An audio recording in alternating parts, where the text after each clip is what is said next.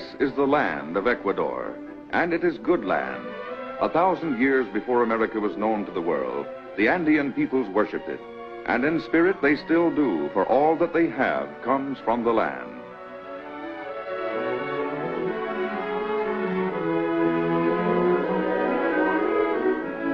The Otavalos are among the oldest of the native tribes still living in this part of the Andes. They were making pottery and textiles and bargaining in this marketplace long before the Incas came to Ecuador.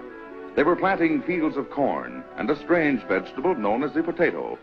And they were a handsome people and proud, for their strength was in the soil, and they paid tribute to nobody.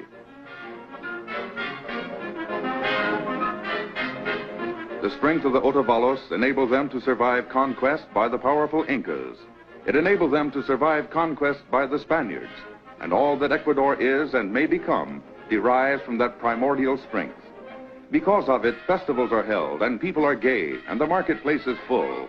Because of it, dreams are dreamed and plans made, and great works performed. Because of it, people travel and see the world, and the world becomes smaller and friendlier.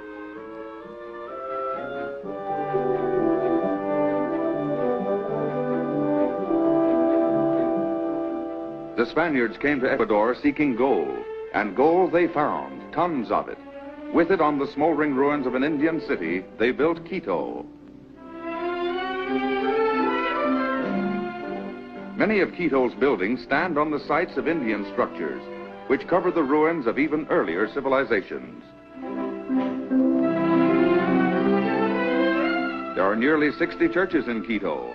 One of the most impressive is the huge Convento de San Francisco, built with gold and silver found by the Spaniards.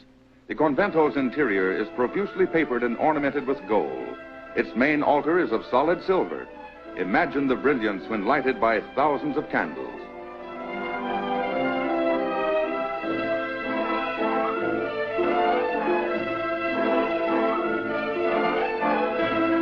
But most magnificent of all, perhaps, is La Campana. Its elaborate carvings and escutcheons make it the finest remaining example of Spanish Baroque architecture, and its interior is even more richly decorated than the Convento de San Francisco. Its main altar is of solid gold, and its tabernacle is a mass of diamonds, emeralds, and rubies.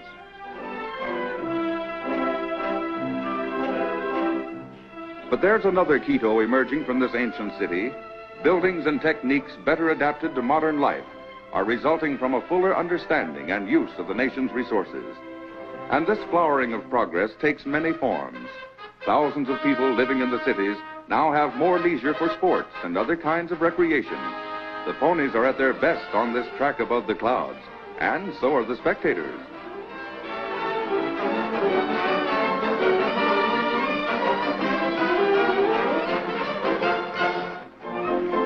Here's another spot to beguile a free hour or two. Spas like this are a popular gathering place for people from the cities and for visitors as well. The volcanic nature of this part of Ecuador imparts rare properties to their waters. Some, bottled and sold in the cities, vie with the best in the world.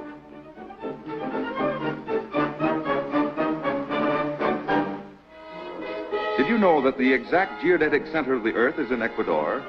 This monument, only 16 miles from Quito, marks latitude 0 degrees, 0 minutes, 0 seconds. Members of the French Academy established this point over 200 years ago as a means of proving Sir Isaac Newton's theory of the shape of the Earth. Here you can stand with one foot in the northern hemisphere and the other foot in the southern hemisphere.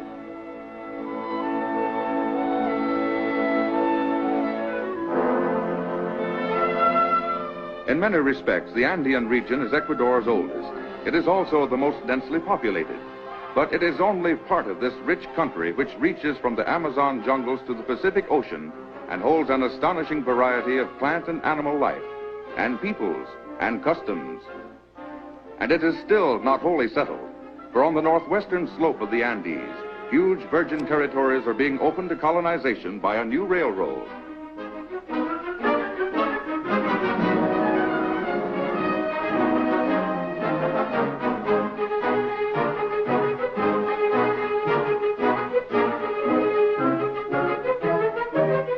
The extreme ruggedness of much of this route has made it impossible to bring in heavy machinery. For this reason, many miles of roadbed have been built entirely by hand.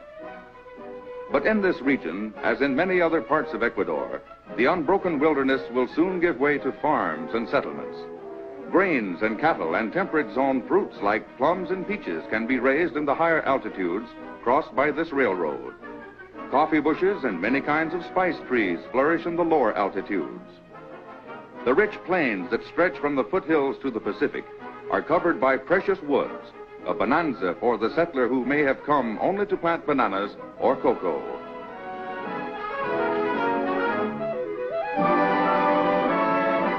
Here's a man who came close to losing his life while these pictures were being filmed. Below him is a deep, rocky ravine, and a cable system is being used to bring materials to the other side of it. Yes, it could have been serious. A new port on the Pacific is being developed at the western terminal of this railroad, and it's about 300 miles closer to the Panama Canal than Guayaquil, Ecuador's main seaport. When the railroad is finished, and it's about finished now, Quito and the other Andean cities will have a new outlet to the sea and a new area for development. If you want to pioneer and have some development capital, Ecuador's government will sell you up to 200 acres at a very low price.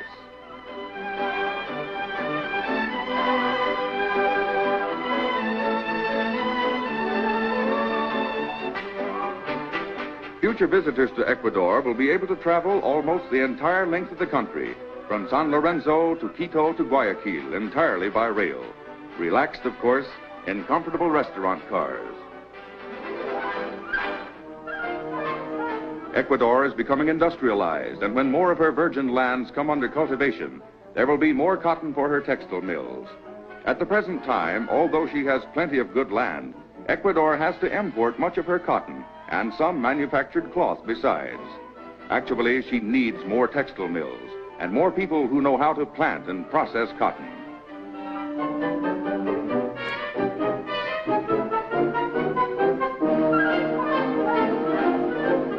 It's quite a problem to leap into the 20th century without a steel springboard. People accustomed to old ways must be taught new. Resources must be fully used, rivers harnessed, hydroelectric plants built, and irrigation and electric systems developed. But Ecuador is doing all of that, and as rapidly as she can. Her schools and colleges are adding to a growing reservoir of skilled technicians.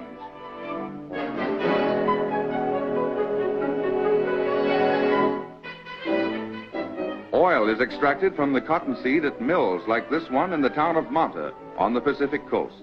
It's a region that favors the growing of cotton. The cotton here is being dried in the sun prior to shipment to the spinning mills. The oil from the seed is utilized by food and chemical companies.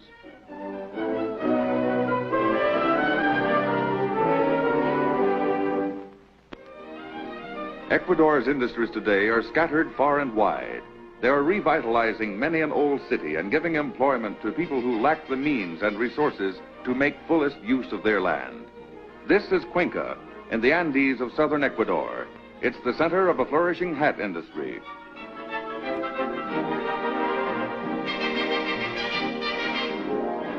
Most of the weaving is done by women to supplement the incomes of their husbands in trade, agriculture, and other occupations. Many are descended from peoples who lived here in pre-Inca times. They're quite different from the Otavalos who farmed the hillsides north of Quito. They have their own very peculiar customs and ways of dressing and arranging their hair. But they are master hat weavers. They make the finest straw hats, in fact, that you'll find anywhere in the world.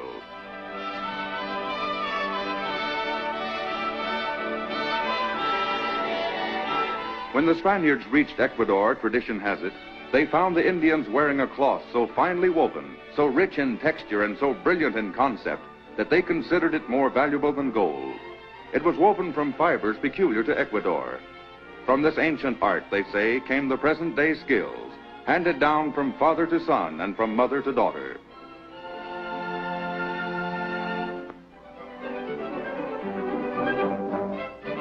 Today, there's a hat fair on in Cuenca. Buyers from around the world are here, and the city is swelled to 3 times its normal size by farmers from the country. This is one of the few large-scale hand industries of the world that has not been mechanized. Cuenca accounts for more than 3/4 of the 4 million hats, erroneously called Panama hats, that Ecuador sells yearly in the world's markets.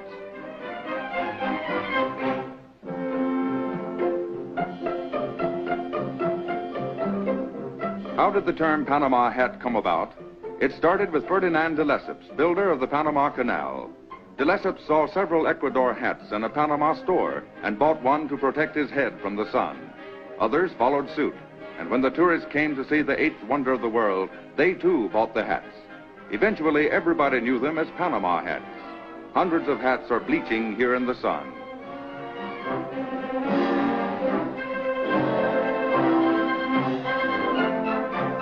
And here's another paradox.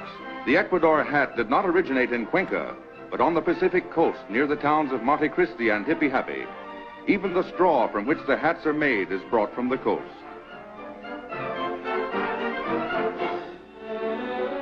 Banana production is Ecuador's answer to the perpetual motion dream. You plant a stalk and it sends up other stalks. You cut down the first stalk to get its bananas and the other stalks are already heavy with maturing fruit. This goes on 12 months a year, and on the equator where climatic conditions are absolutely perfect, it's a bonanza for Ecuador and a fine contribution to the American table.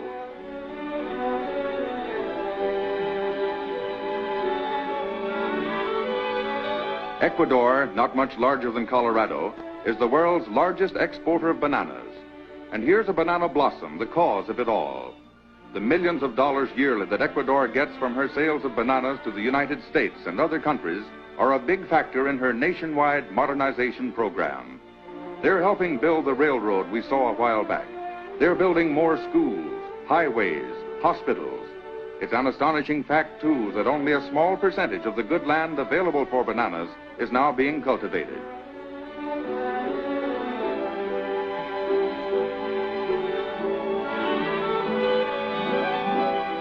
Banana plantations are of all sizes in Ecuador. Some, like this one, run into thousands of acres and employ hundreds of workers. Others are small, 1- or 2-man farms operated by families. A good many Europeans have lately gone into the banana business in Ecuador. Also ex-GIs and others from the States. It's green gold for those who enjoy this kind of life.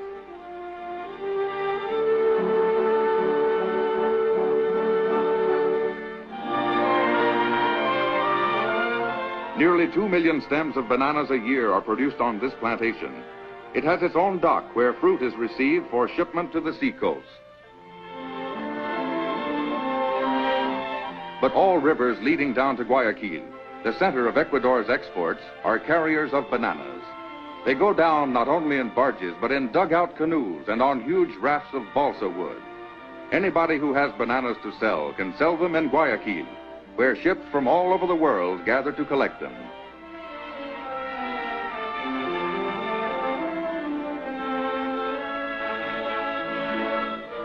Notice the care used in handling this delicate fruit. Each stem, weighing about 80 pounds, is enclosed in a plastic bag, and one vessel, depending upon its destination, may load fruit much riper than another. The United States, being closer to Ecuador than Europe, receives the ripest bananas. The vessels are refrigerated to prevent overripeness.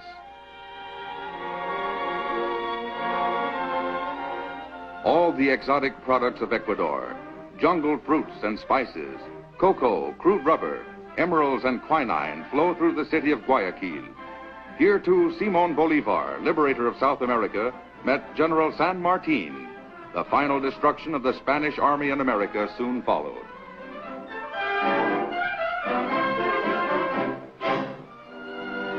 Guayaquil's prosperity, the result of her magnificent harbor and rich interior, extends over a vast area.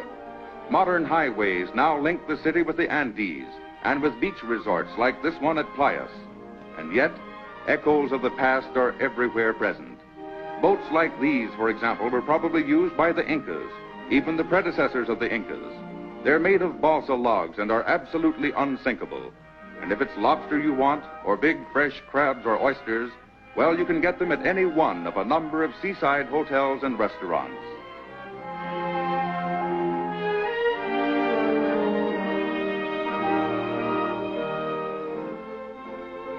It's only an hour or so by plane from the coast to the Andes, and there's Mount Cotopaxi, the highest volcano in the world. It's one of more than 20 star-scraping peaks that flank Ecuador's Pan-American Highway, better known perhaps as the Avenue of the Volcanoes. For scenic grandeur, there is nothing quite like it on the face of the earth, but it's a vital artery of communications as well. It's no easy job to maintain and improve a highway in these mountains. Ancient deposits of volcanic ash are notoriously unstable and must be cleared away, but the job must be done. For this highway links one end of Ecuador with the other. It's a feeder line for roads leading to the Pacific, and together with stretches of the Pan-American Highway, both north and south of Ecuador, it provides a through route from the Mexican border to the southern extremity of South America. The section being improved here lies at an altitude of over 12,000 feet between Quito and Quevedo.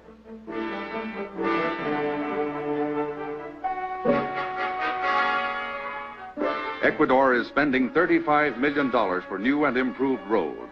She is building them through mountains and jungles and over rivers never before crossed by motor vehicles.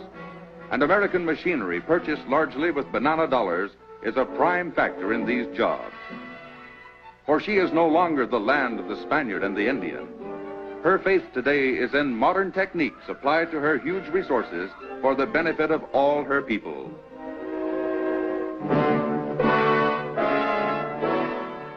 Here, for those with skills and know-how, is a land of opportunity, a land waiting as the West once waited for men of vision and courage and the ability to make their dreams come true. Here is a new frontier, a land blessed with eternal spring on the Earth's equator.